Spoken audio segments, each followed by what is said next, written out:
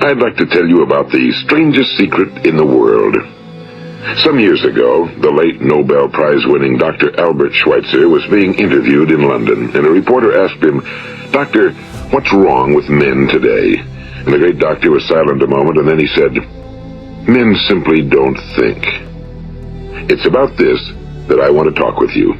We live today in a golden age. This is an era that man has looked forward to, dreamed of, and worked toward for thousands of years. But since it's here, we pretty well take it for granted. We in America are particularly fortunate to live in the richest land that ever existed on the face of the earth, a land of abundant opportunity for everyone. But do you know what happens? Well, let's take 100 men who start even at the age of 25. Do you have any idea what will happen to those men by the time they're 65?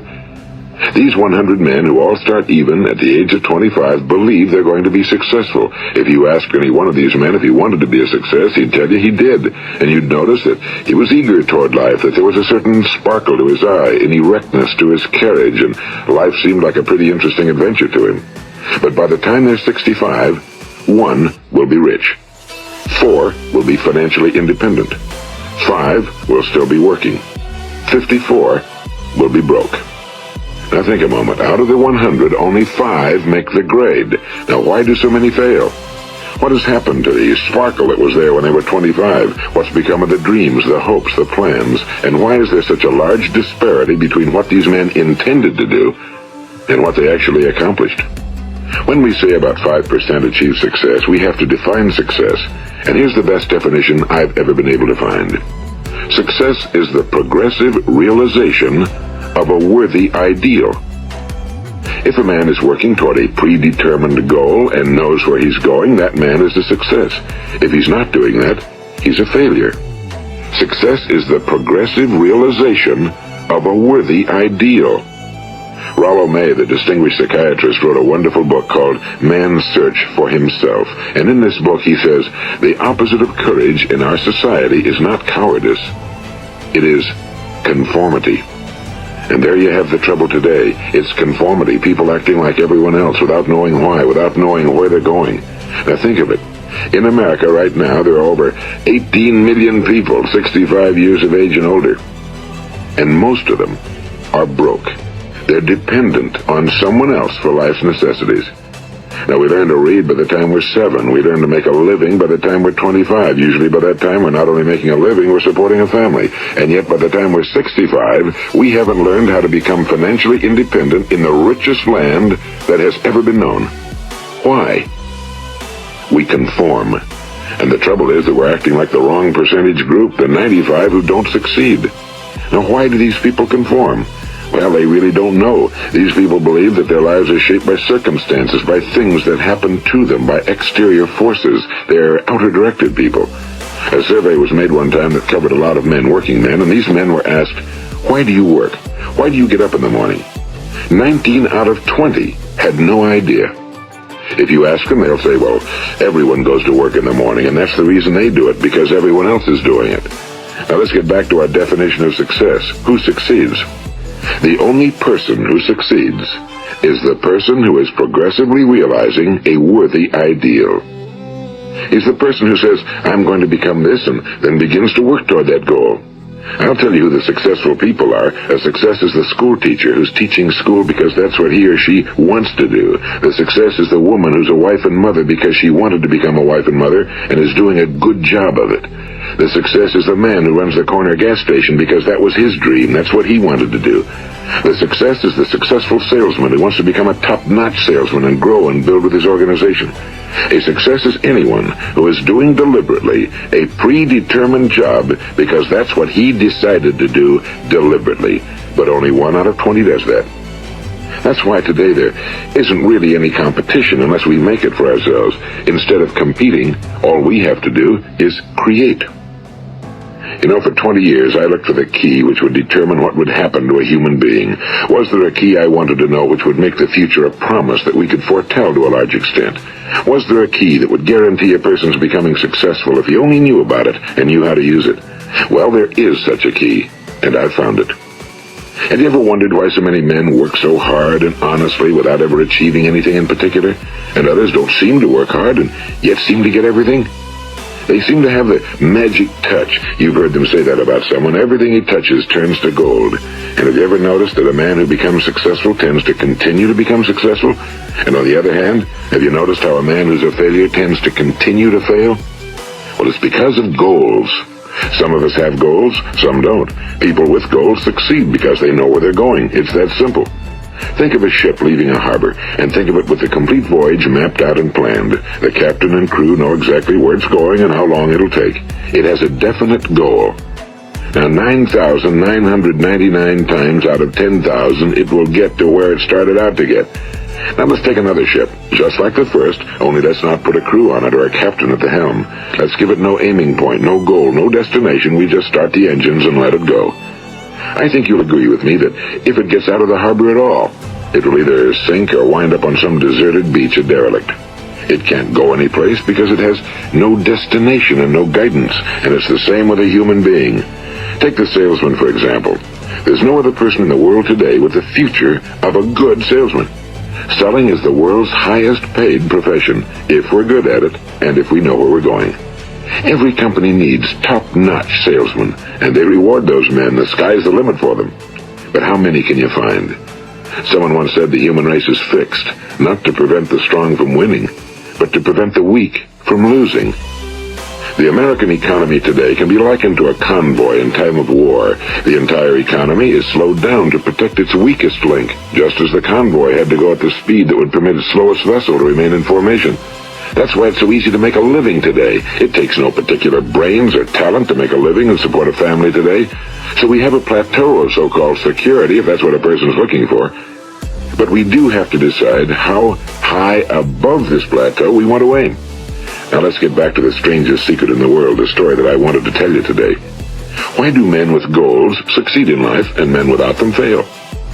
Well, let me tell you something which, if you really understand it, will alter your life immediately. If you understand completely what I'm going to tell you from this moment on, your life will never be the same again. You will suddenly find that good luck just seems to be attracted to you. The things you want just seem to fall in line, and from now on you won't have the problems, the worries, the gnawing lump of anxiety that perhaps you've experienced before. Doubt, fear, well, they'll be things of the past.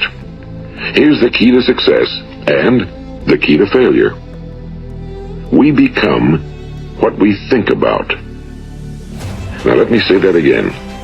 We become what we think about. Throughout all history, the great wise men and teachers, philosophers and prophets have disagreed with one another on many different things. It's only on this one point that they are in complete and unanimous agreement. Listen to what Marcus Aurelius, the great Roman emperor, said. A man's life is what his thoughts make of it. Disraeli said this.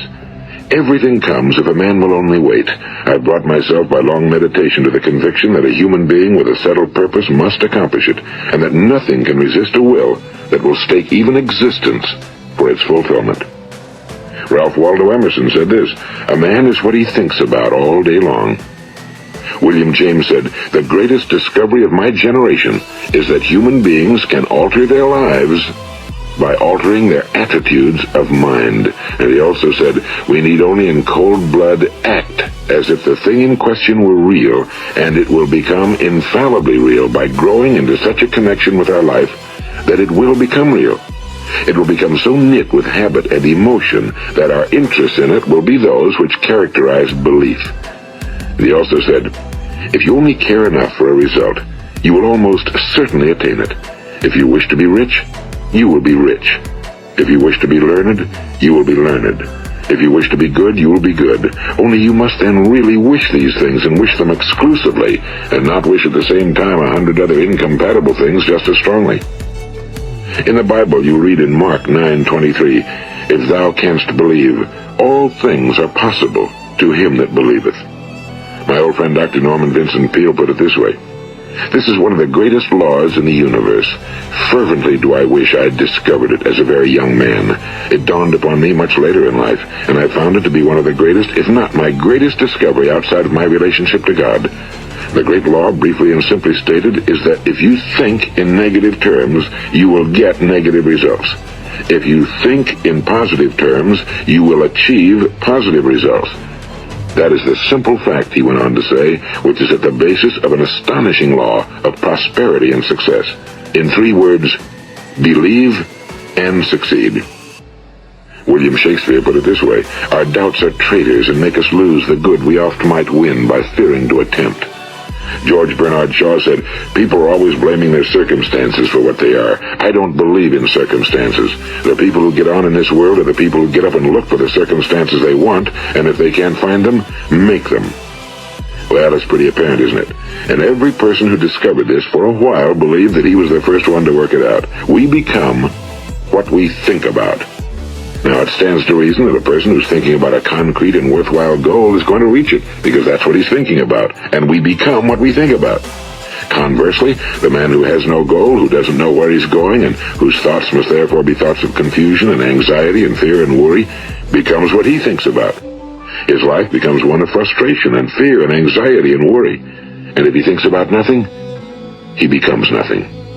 Now, how does it work? Why do we become what we think about? Well, I'll tell you how it works as far as we know. Now, to do this, I want to tell you about a situation that parallels the human mind. Suppose a farmer has some land, and it's good fertile land.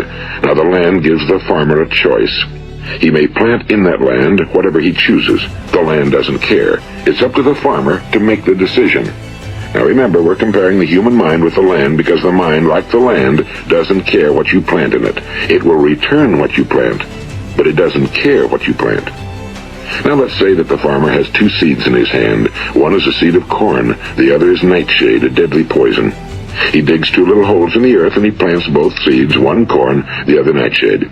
He covers up the holes, waters, and takes care of the land, and what will happen?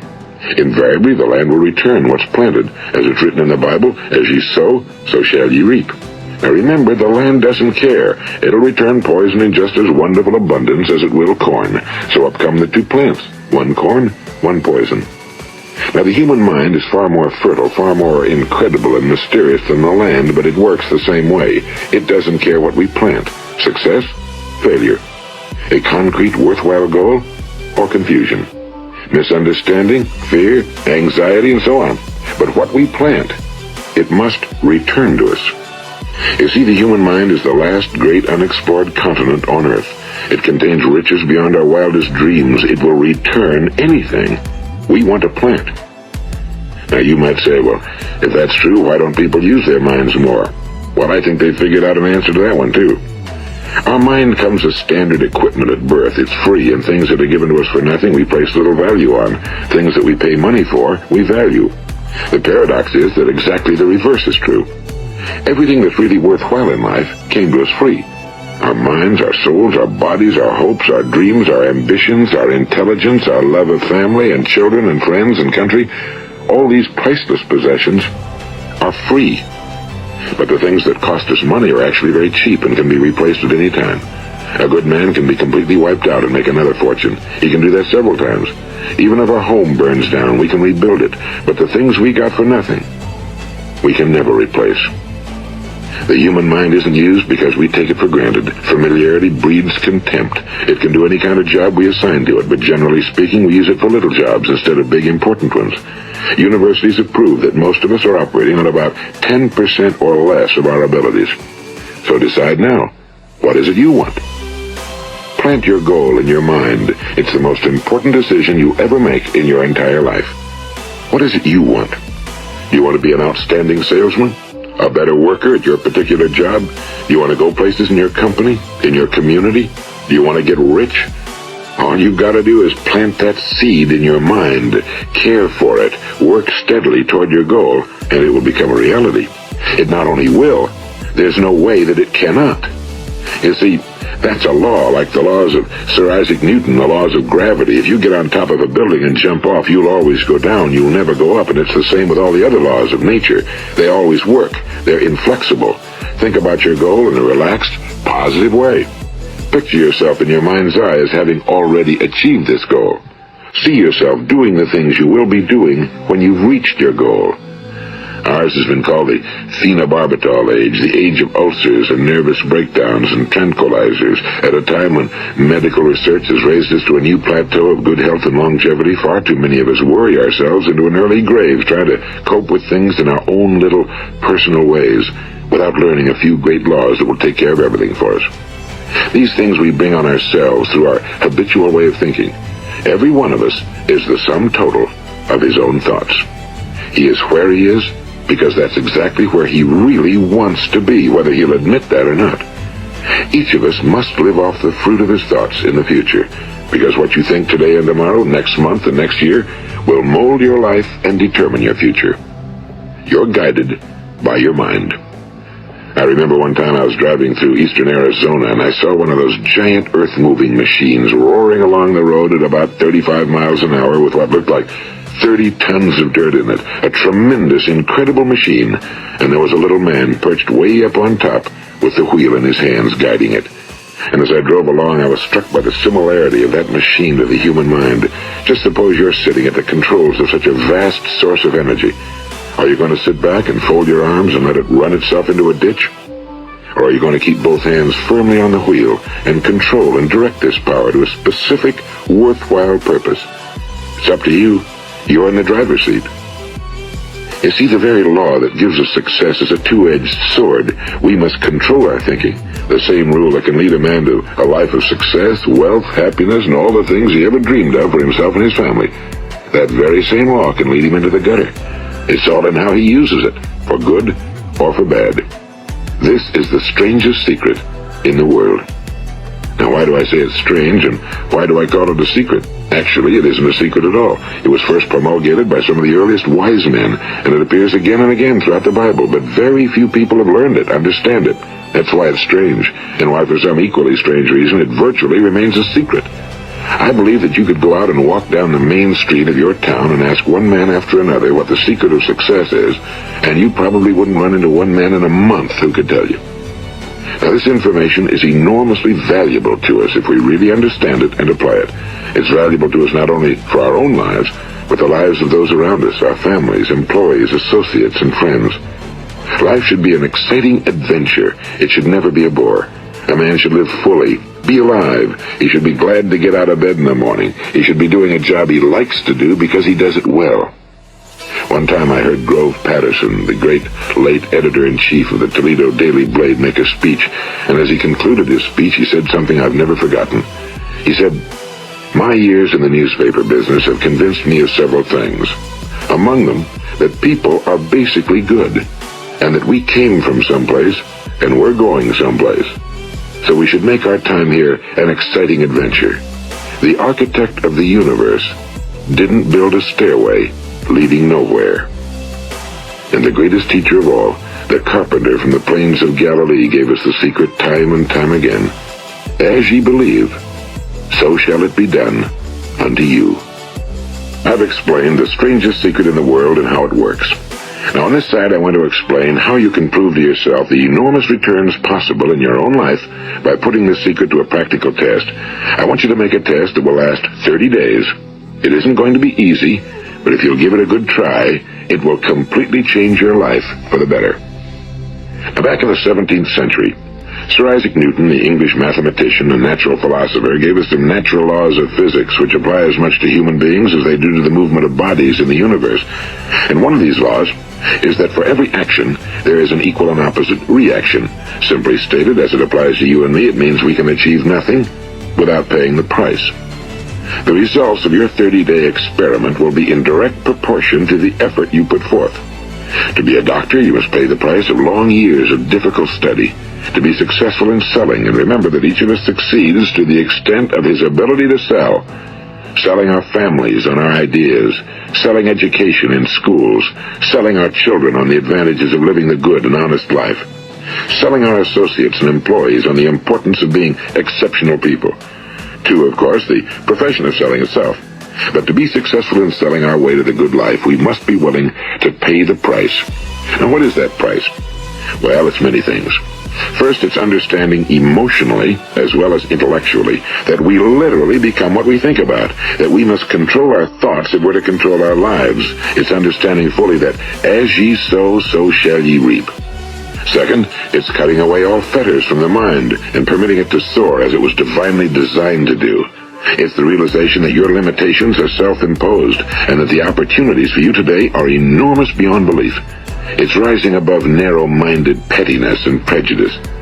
And third, it's using all your courage to force yourself to think positively on your own problem, to set a definite and clearly defined goal for yourself, to let your marvelous mind think about your goal from all possible angles, to let your imagination speculate freely upon many different possible solutions, to refuse to believe that there are any circumstances sufficiently strong to defeat you in the accomplishment of your purpose, to act promptly and decisively when your course is clear, and to keep constantly aware of the fact that you are at this moment standing in the middle of your own acres of diamonds, as Russell Conwell used to point out. And fourth, save at least 10% of every dollar you earn. It's also remembering that no matter what your present job, it has enormous possibilities if you're willing to pay the price. Now let's just go over the important points in the price each of us must pay to achieve the wonderful life that can be ours. It is, of course, worth any price. 1. You will become what you think about. 2. Remember the word imagination and let your mind begin to soar. 3. Courage. Concentrate on your goal every day. 4. Save 10% of what you earn. And 5. Action. Ideas are worthless unless we act on them. Now I'll try to outline the 30-day test I want you to make. Keep in mind that you have nothing to lose by making this test and everything you could possibly want to gain. There are two things that may be said of everyone. Each of us wants something, and each of us is afraid of something. I want you to write on a card what it is you want more than anything else. It may be more money. Perhaps you'd like to double your income or make a specific amount of money. It may be a beautiful home. It may be success at your job. It may be a particular position in life. It could be a more harmonious family. Each of us wants something. Now write down on your card specifically what it is you want. Make sure it's a single goal and clearly defined. You needn't show it to anyone, but carry it with you so that you can look at it several times a day. Think about it in a cheerful, relaxed, positive way each morning when you get up. And immediately you have something to work for, something to get out of bed for, something to live for. Look at it every chance you get during the day and just before going to bed at night. And as you look at it, remember that you must become what you think about, and since you're thinking about your goal, you realize that soon it will be yours. In fact, it's yours really the moment you write it down and begin to think about it. Look at the abundance all around you as you go about your daily business. You have as much right to this abundance as any other living creature. It's yours for the asking. Now we come to the difficult part. Difficult because it means the formation of what is probably a brand new habit, and new habits are not easily formed. Once formed, however, it will follow you for the rest of your life. Stop thinking about what it is you fear. Each time a fearful or negative thought comes into your consciousness, replace it with a mental picture of your positive and worthwhile goal. And there'll come times when you'll feel like giving up. It's easier for a human being to think negatively than positively. That's why only 5% are successful. You must begin now to place yourself in that group. For 30 days, you must take control of your mind. It will think about only what you permit it to think about. Each day for this 30-day test, do more than you have to do. In addition to maintaining a cheerful, positive outlook, give of yourself more than you've ever done before. Do this knowing that your returns in life must be in direct proportion to what you give. The moment you decide on a goal to work toward, you're immediately a successful person. You are then in that rare and successful category of people who know where they're going. Out of every 100 people, you belong to the top 5. Don't concern yourself too much with how you're going to achieve your goal. Leave that completely to a power greater than yourself. All you have to do is know where you're going. The answers will come to you of their own accord and at the right time. Remember these words from the Sermon on the Mount, and remember them well. Keep them constantly before you this month of your test. Ask, and it shall be given you. Seek, and ye shall find. Knock, and it shall be opened unto you. For every one that asketh receiveth, and he that seeketh findeth, and to him that knocketh it shall be opened. It's as marvelous and as simple as that. In fact, it's so simple that in our seemingly complicated world, it's difficult for an adult to understand that all he needs is a purpose and faith. For 30 days, do your very best. If you're a salesman, go at it as you've never done before, not in a hectic fashion, but with the calm, cheerful assurance that time well spent will give you the abundance in return you deserve and want. If you're a homemaker, devote your 30-day test to completely giving of yourself without thinking about receiving anything in return, and you'll be amazed at the difference it makes in your life. No matter what your job, do it as you've never done it before for 30 days. And if you've kept your goal before you every day, you'll wonder and marvel at this new life you've found.